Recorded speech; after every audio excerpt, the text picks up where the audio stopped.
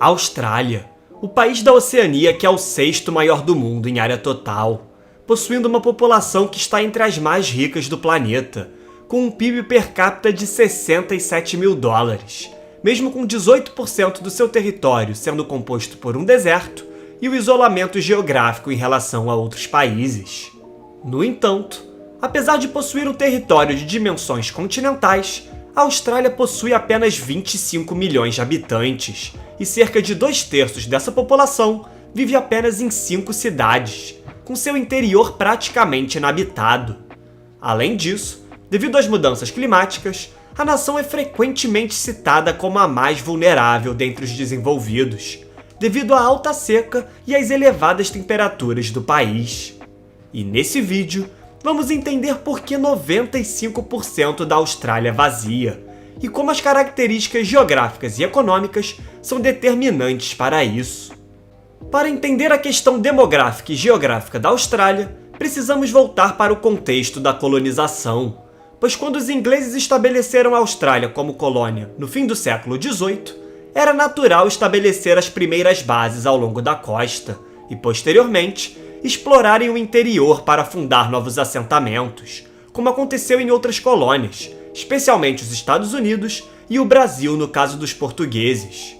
Além disso, por ser um país enorme e não compartilhar fronteiras com nenhuma outra nação, pois é cercada por água, a forma de transporte na época era o marítimo, sendo necessário bons portos para manter o contato com a Europa.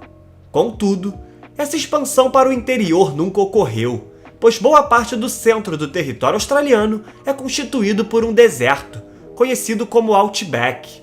Isso pode ser explicado, pois diferentemente da corrida pelo ouro dos Estados Unidos, onde foram encontradas grandes reservas de ouro na Califórnia, situada no oeste do país, a maior parte da descoberta de ouro da Austrália ocorreu nas regiões de Victoria e New South Wales, ambas localizadas no sudeste.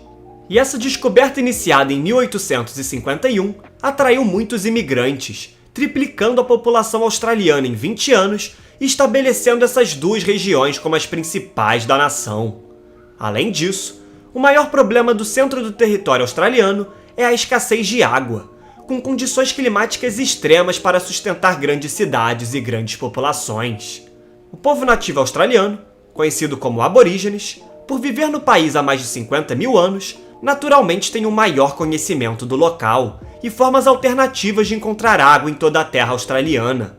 Já os imigrantes, por outro lado, sempre buscaram viver em locais onde há uma maior disponibilidade de recursos essenciais para a sobrevivência, principalmente a água, pois assim, o solo é mais fértil para a agricultura e criação de gado, além de possibilitar a pesca.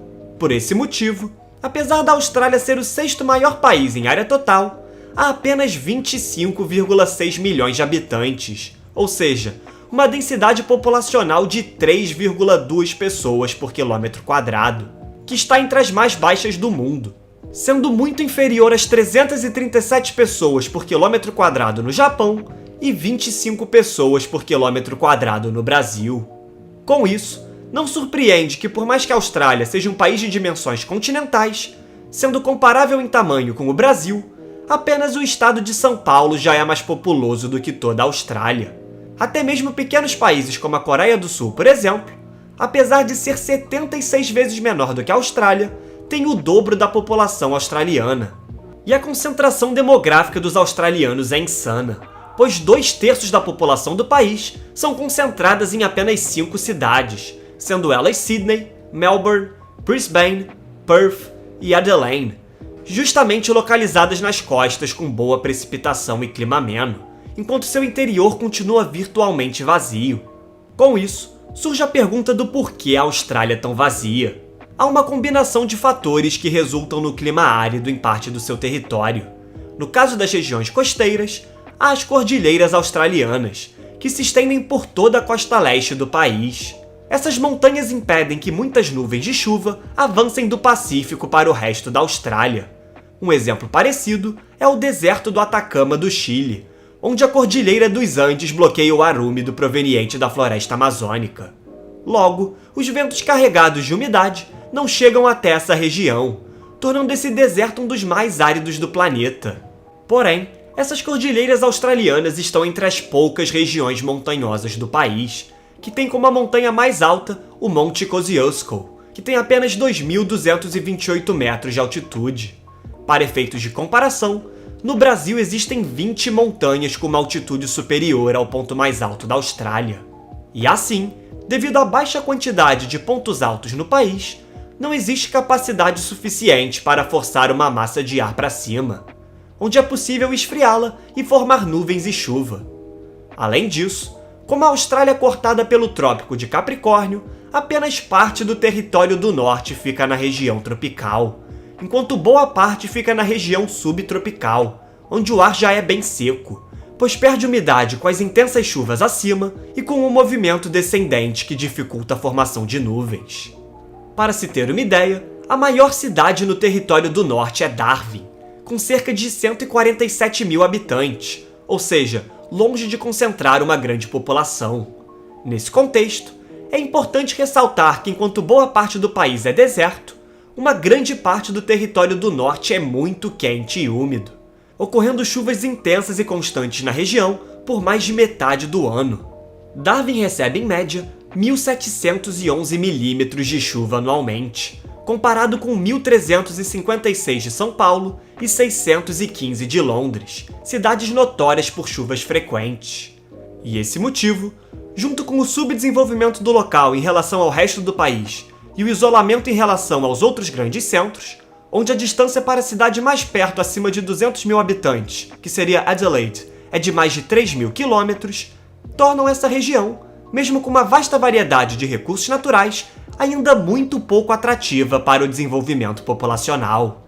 No caso da costa oeste, por estar localizada relativamente perto da Antártica, o continente mais frio e seco do mundo, as correntes oceânicas frias atingem o lado oeste da Austrália, prejudicando a evaporação necessária para formar nuvens de chuva, pois não há calor suficiente para gerar a evaporação em grande escala. O fenômeno do El Niño, oscilação sul, também afeta a Austrália da mesma maneira, pois ocorrem uma série de mudanças naturais e temporárias no clima, levando ao enfraquecimento dos ventos que sopram do leste para o oeste e a oscilações na temperatura da água no Oceano Pacífico perto da Austrália. E essas oscilações de temperaturas no oceano, consequentemente, aumentam a seca e intensificam o risco de queimadas, tanto no leste como em partes do norte australiano. E assim, esses fatores tornam a Austrália, não surpreendentemente, um dos países mais secos do mundo, onde cerca de 35% do seu território recebe tão pouca chuva que é considerado deserto. Com isso, a escassez de água potável é uma realidade, intensificada pela ausência de grandes rios. O maior sistema fluvial do país é a bacia de Murray-Darling, que se estende por 3.370 quilômetros e é fundamental para a atividade agrícola australiana, junto com a disponibilidade de água na região, que atende às grandes cidades australianas. Entretanto, essa bacia está longe de ser suficiente, pois por se localizar além das cordilheiras australianas, não recebe chuvas suficientes no ano para reabastecer os rios. Com isso, mesmo nos bons tempos, e incluindo toda a água retirada pela agricultura ao longo de suas rotas, sua vazão anual é inferior a um dia de vazão no rio Amazonas. Dessa forma, as alternativas encontradas para superar essa falta de água potável têm sido reciclar água do esgoto, além de grandes projetos de dessalinização, muito contestados por serem caros demais. No entanto, é válido ressaltar que mesmo com essa escassez de água, o país é um dos poucos do mundo a ser autossuficiente em alimentos e ainda é capaz de exportar, destacando-se como um dos principais produtores mundiais de diversos produtos, como aveia e trigo, além de ser um dos principais exportadores de carne mundialmente. Por esses motivos, devido às mudanças climáticas, a Austrália é considerado o país mais vulnerável dentre os desenvolvidos. Desde 1950, cada década tem sido mais quente do que a anterior, e entre 2013 e 2019, todos os anos estão entre os mais quentes já registrados. Sendo assim, ao longo dos anos, surgiram diversos planos governamentais voltados para amenizar esse problema. O engenheiro John Bradfield propôs em 1938 um sistema hidráulico de barragens, bombas e tubos, para desviar as águas dos rios do norte de Queensland para o interior do país. A teoria proposta era que, aumentando a irrigação na Austrália Central, melhoraria o clima e, consequentemente, levaria a um aumento de chuvas, expansão de terras férteis, maior produção agrícola e exportação de alimentos. Todavia, apesar desse plano ser discutido até hoje, ele é considerado inviável economicamente, devido aos altos custos envolvidos. Além disso, o governo federal anunciou um plano de mais de $500 bilhão para novas estradas no deserto australiano, visando conectar o país de maneira mais eficiente. Outro ponto importante é que o governo australiano, durante anos, tem lançado programas para expandir sua população para cidades além da costa, inclusive disponibilizando vistos especiais para imigrantes dispostos a se estabelecerem em cidades menores. O problema em relação a esses programas é que, como a concentração demográfica é altíssima nas 5 principais cidades, as melhores oportunidades de estudos, empregos e empreendedorismo estão situadas nelas, tornando esses programas pouco eficientes. Existem estimativas que apenas Sydney e Melbourne concentram 43% do PIB australiano. E com 29% da sua população hoje nascida em outros países, a imigração tende a continuar em alta, com a previsão de que a Austrália alcance 36 milhões de habitantes até 2050, o que vai intensificar o debate se o país tem recursos suficientes para receber cada vez mais imigrantes. Portanto, a Austrália é castigada por diversos fatores que causam a seca em boa parte do território, e dessa forma, concentra seus grandes centros na costa do país. Mas mesmo com todos esses empecilhos, conseguiu prosperar e se tornar um dos países mais ricos do mundo.